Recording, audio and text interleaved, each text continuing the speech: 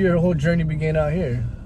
Well, I believe my Aunt Belkis, who also passed, she got married to her ex-husband, moved to Othello, and then she brought my grandma.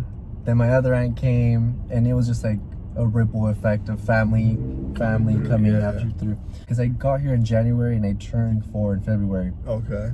And I remember like just driving through like coming to Othello to Washington, I would see like the mountains and like snow, and I'm like, whoa, this is crazy. Like it didn't really hit me like you're moving to a whole new like country. Right. Like I remember Venezuela, like my dad's house was up on a hill, and like our house was towards the bottom of the hill, and I would just run back and forth, you know, up and down, and that's all I remember. Right. I also remember my biological dad, who I didn't grow up with, because I don't even know who. I mean, I know who my dad is, but for the longest time I didn't. Oh shoot. No idea. Like my cousin Jose's mom would always tell me. She still tells me till today, like, you look so much like your dad, George. And I'm like, who's George? Yeah. Like, I don't know who George is. Yeah. I thought my dad was Franklin. Oh shit. Because that's what I'm named after. I thought my dad's name was Franklin, but okay. Apparently that. So it's George? Yeah. When did you find this out? How old were you when that happened? I think about 11, after my parents left. She would always tell me that, or like my uncles and aunts. I'm like, okay, whatever, sure, like George, cool. Yeah. But in Venezuela, I remember my mom would drop me off with this guy, not just like randomly. She would just drop me off with this guy, who was my dad, right? But I didn't know it. Okay. And he's Arabic, owns a store. What? And I remember he had an ice cream machine, like the cool ones you pull down, you make little swirls. And I always remember that. Until I was 11, and he finally calls on my birthday. Like, hi son, how are you? What? Like, it was when the MSN Messenger used to do like the video chat. And I said, who the hell is this George Saloom? This is a different dude from the one you about. What? Yeah, so then I come to find out I'm Franklin the Third. Oh shoot. My brother's dad. Yeah. Not my dad. Okay. So I have that side of the family that thinks I'm there. Well, now they know I'm not his Franklin's son. I have my stepdad's family, the Castillo family, who he raised me and my brothers and my sister. Yeah. And then I have my biological father. What? So your biological father is George. He's George, so he's not no. What did you say he was Arab? The Arab. Yeah, Arabic. Yes. Other kids, they look exactly like me. Really? Like, it's kind of scary because I didn't believe it at first. I was like, you ain't my dad. Shut up. Because my mom didn't tell me. And so so I have 3 fathers. What? That is so wild, man. 3 in 1. Is there any that you look at like more so? My stepdad. Your stepdad? Yeah, my stepdad is my world. Like, he and my mom unfortunately split after like 17 years. But he really is my world. He took my mom in with 4 boys. Wow. There is hardly any man that you find today that will take a woman in with their 4 kids and support them. Yeah. My mom never had to depend on my brother's dad or my biological dad to provide. This guy provided. So I see him as my dad. I really respect him, and like he respects me and he respects my brothers. Despite what my mom and him may have, you know, like that never gets brought on to us. So, which is amazing. So yeah, they lived here quite a long time, and family drama got the best of things, and they decided to go back to South America, and they lived terrible times. Right. They lived in basically a shack. Really? With all my brothers, my little sister, they suffered. From here they went back. Yeah, because when my mom said we're moving back, I said hell no. Yeah. Like, I am not moving. Like, I'm staying here. Were you already aware of like the situation down there? I feel like in a way I was. Or were you just thinking? To be honest, no, I feel like I was, because I don't think I remember much, but I just remember, like, I don't know, something really like resonated with me where I'm like, I don't really want to go back. Like, there's something about going back that's gonna ruin me. Right.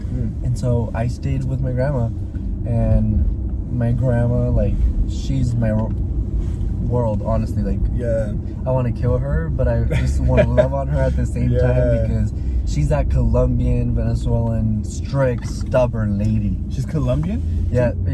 We're a mess. Like, what? we're mutts. We're a mess, literally. Like, a mess in itself, that's what I am. Like, Arabic, Colombian, Venezuelan, like, but living in Othello my entire life. I'm Mexican, I'm white, like, whatever you want me to be, I'm gonna be. Yeah, they just throw you in every... Yeah, so she raised me. My parents left when I was 9.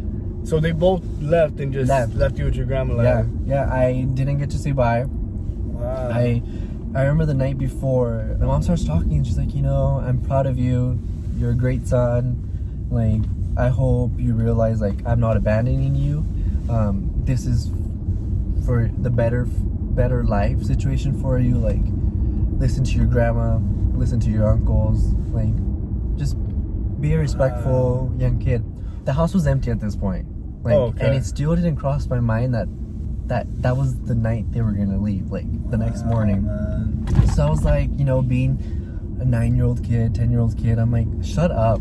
Like, don't make me cry, because I'll cry for anything. You know, I was like, just whatever, Mom. Like, take me to my grandma's. I want to go to bed. You know. But little did I know that would have been the last time I saw my mom. My brothers too. For my brothers, it was about 10 years since I had seen them. We've been so blessed these last 2 years that my brothers have been able to come. They had to go through like the whole immigration system of like the caravan, of turning themselves into immigration, seeking asylum because of the situation in Venezuela, and it wasn't easy. Miss Bowers, Miss Jewel, and Miss Mullen. Like those are life-changing people that instilled like amazing things in me, and I still keep in touch with them. That's dope. They noticed something was wrong. Like Franklin doesn't seem right. Like, what's going on? And they pulled me aside and they kind of asked and asked until I finally gave in. And I just broke down and I said, I don't have my parents. My parents are gone. Like, I don't have anybody.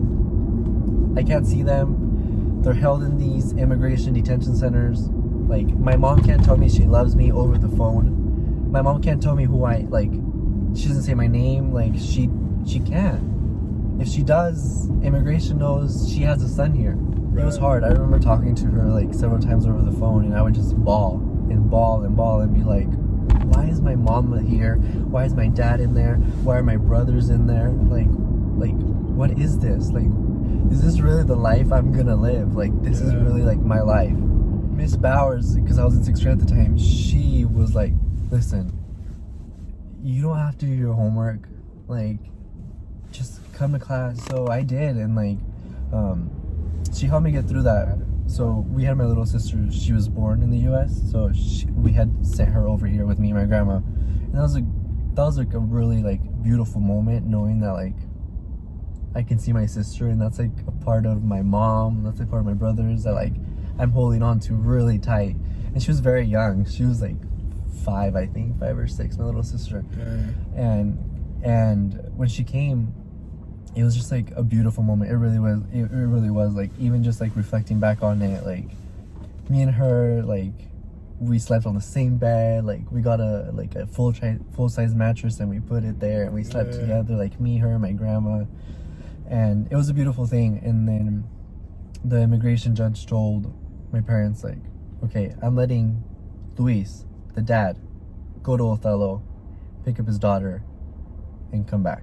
That was like one of many hard times in my life, because I wanted my mom.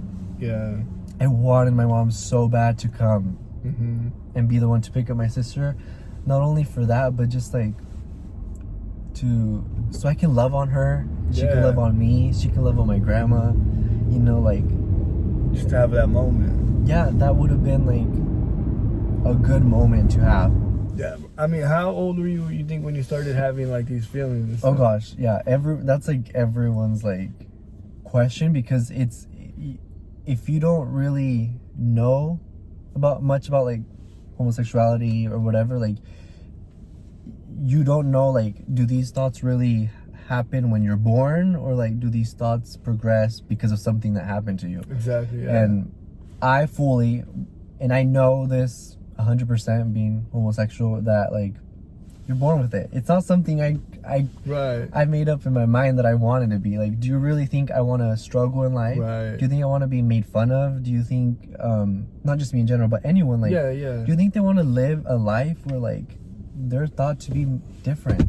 You know, even the culture back in the day, man, like, I could only imagine, because I was part of, like, that culture where, like, these words were just thrown around. Like, we really didn't even know the weight that it held until, like, now that I think back, like, oh my God, what was I saying? Yeah. You know what I mean? Like, geez. I would even say those names to people because I'm masking, like, what I don't want to know. I don't feel like I was made fun of a lot. I really don't feel that way. Like, my family teased me. Like, there was a telenovela, like, they had someone named Kukoy. Okay. Like, and he was a homosexual guy, like, cast member, and, like, my uncle started calling me that, and, like, it just kept going and going and going. I'm like, whatever, I'm Kukoy then. Yeah. It's fine. Like, I don't care. So had you, like, already came out? No. Or they just, no. Everybody kind of Everyone assumed? knew. I mean, I did my grandma's hair. I mean, but that's because I lived with her. I would dress well with what I could. I would do my cousin's hair. Like, I'm like, come on, sit down, let me curl your hair. And, like, I didn't know what I was doing, but I was doing it. I would do the dance routines. Like, we would do, like, the Sierra 1-2 step song. Like, awesome. I had a full choreography done, and I'm like, okay, I'm Sierra, guys. Like, okay, like, you follow me. Yeah. How was that dealing with, like, you know, as a kid, like, you have a crush on somebody, you know? Because I remember having these feelings of girls and stuff, and, you know, obviously it's easier to put that out there. Yeah. Like, I don't know, you know. Did you ever have to deal with I don't that? think you know, quite honestly, I don't think I ever, like... These dirty motherfuckers, they don't deserve me. I know. I'm sorry, these motherfuckers. Like, if they only knew like, the prized possession I'm gonna get. You know, like, I don't know. I think I masked it so much, and I thought I masked it so well that I never really explicitly thought those thoughts. Like, possibly, when I was like 14, 15, that's when I started to be like, ooh, like, he's hot, you know, like, I want him, you know? So how'd you deal with that, though? Like, because, I mean... My best friends, literally my best friends, like, I remember I was working at McDonald's at the time, and I would say, oh, I met it. Oh, okay. And Taylor, my friend Taylor, she'd go, okay. Yeah. But, like, and Emily Valdez, too. They're like, who's it? I'm like, it? Like, but I was too scared to even tell my friends, like, it's this dude, you know? I kept saying, like, it, and it, and it, and it. And then one day just came out. Yeah. Like, I said he, or, you know, that guy. And they're like, really? Yeah. You're gonna call him it your entire life, and you're gonna think no one knows? Yeah. And so that was, like, a major moment in my life where I said, I don't know if I really came out to them. I just kind of expressed my love. So even up to this time, you hadn't came out to even your girlfriends and stuff? No, I barely came out. Like, I don't think, because I never saw a purpose in you having to come out. Why do gay people have to really tell anyone that they're gay? I was in a serious relationship, and I thought about marrying that person, and that's when I came out. How was that? An aunt did it for me. Okay, so she told my mom. Okay. My mom called me to reconfirm that I was gay. She was bawling, like, no, my son, he can't be gay. Mind you, I'm surprised. I'm shocked that my entire family is, like, crying and, like, in shock that I was gay. After all the jokes and shit. Yeah, I'm like, yo. It literally took my mom a day. And she got it together. And I'm like, come on, Mom. Yeah. Get it together. And, like, it was a very sweet moment because my brothers weren't here at the time. They were over there. My mom acted out. She, like, did her whole typical parent thing, I think, of just, like, no, you're not. You can't be, like, this is not happening to me. My son, like, my love, he can't do that. Like, how is he gonna, you know? Yeah. My brothers, each of them individually messaged me and said, we love you. We support you. You're not anyone different. You're not going to be anyone different to us. You're our brother. Yeah. They're telling me they're accepting me. Yeah. Is amazing. Yeah. Like, what more do you really want? I don't know. It's a lot of it happened questioning happened at church. Yeah, because I was very involved in the church. Right. I was Joseph in the Christmas play. I did the solos. Like, I was involved. Like, yeah. And so once the church started to find out, that's when I kind of was like left to the corner. And, you know, like, so Yanita lived in Seattle, and I went to the city church. Big church. Judah Smith, the pastor there, he said, come everyone, and he literally, like, I felt it in my heart that he literally meant that. Come as you are. He said, whether you're gay, straight, bi, drunk, drug addict, homeless, if you're been incarcerated, like if you murdered, if you raped, he went on and on and on and on. You are welcome. Damn. Like, and I saw people that were gay in the congregation, like 2 husbands, 2 wives sitting next to each other, holding hands. No matter who you are, like that was one of the churches, and the Mormon church, because I tried every church. I said, I.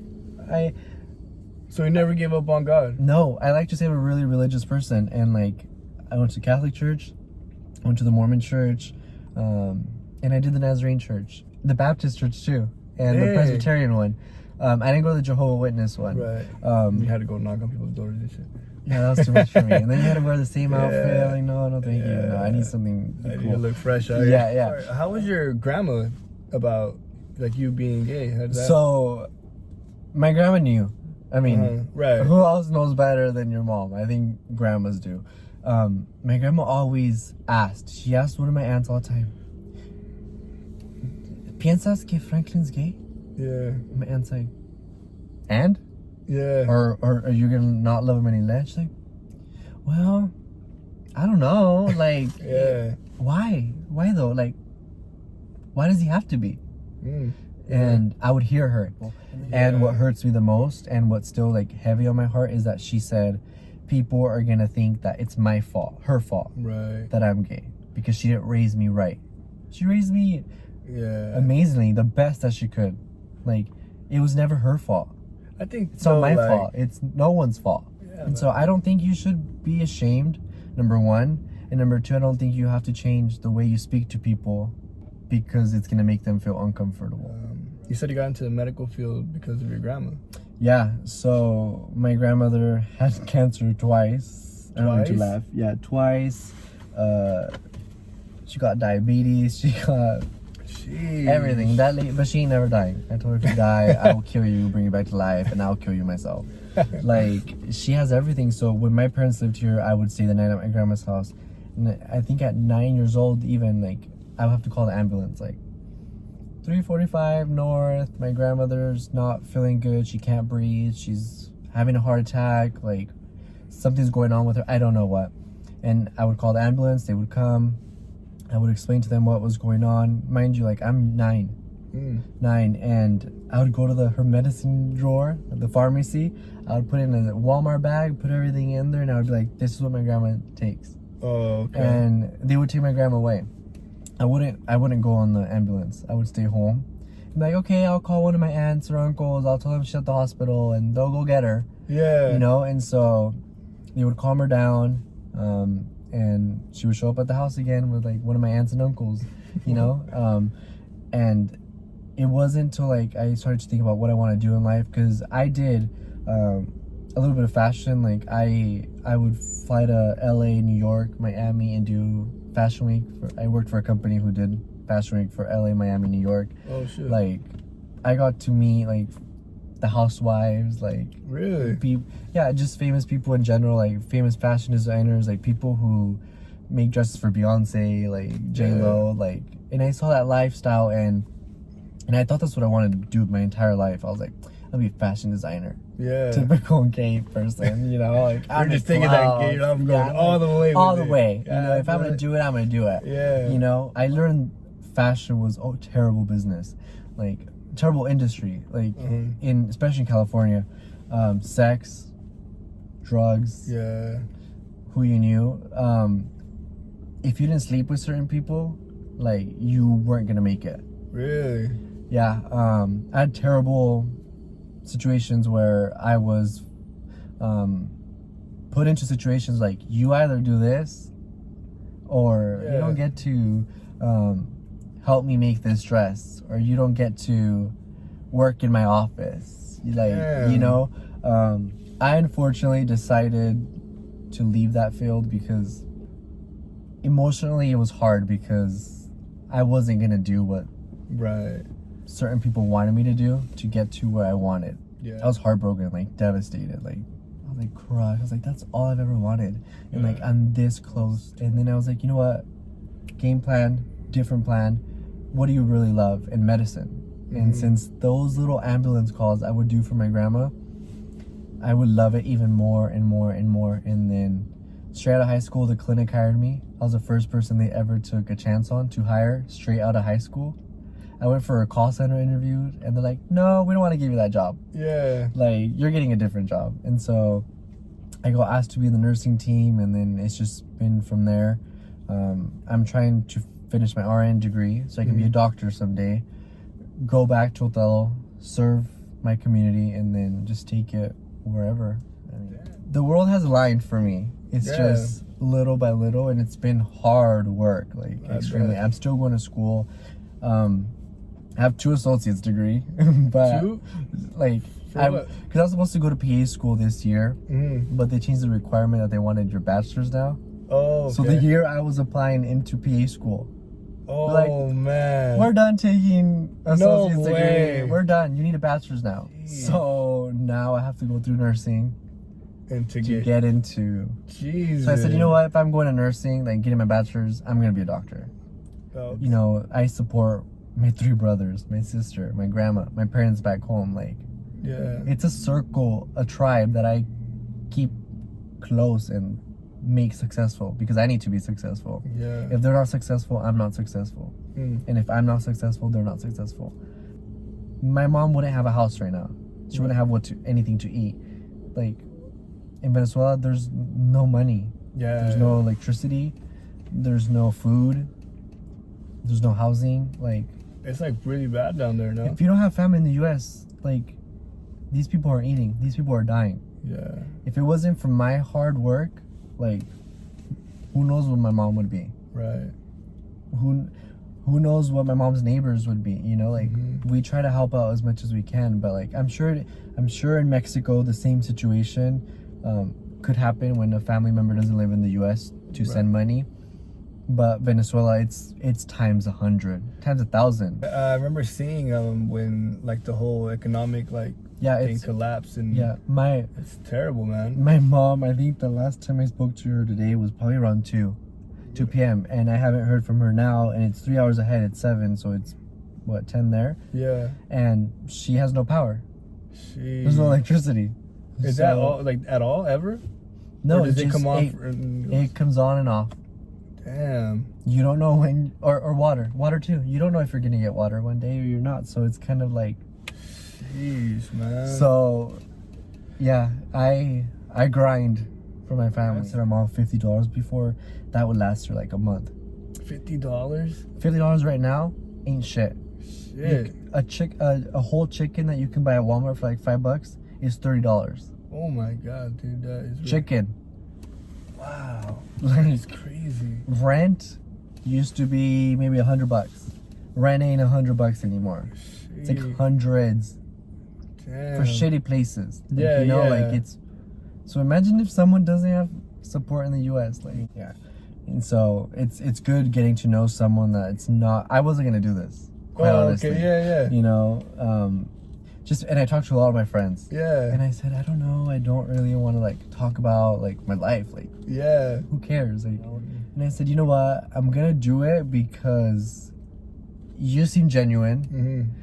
You're doing this for a good purpose. Like, you're getting people educated. And you're not doing it just like I was with my clothes, like, just for fun. Like, I see you're really putting in the work, and like, you want to know people's story, you want to understand people's stories, and you want other people to like hear like of other struggles. I was telling Lizette, I was like, this guy was in high school and he seemed to just be openly, you know, gay, like, about himself. He didn't have to say I'm gay, you just knew, you know what I mean?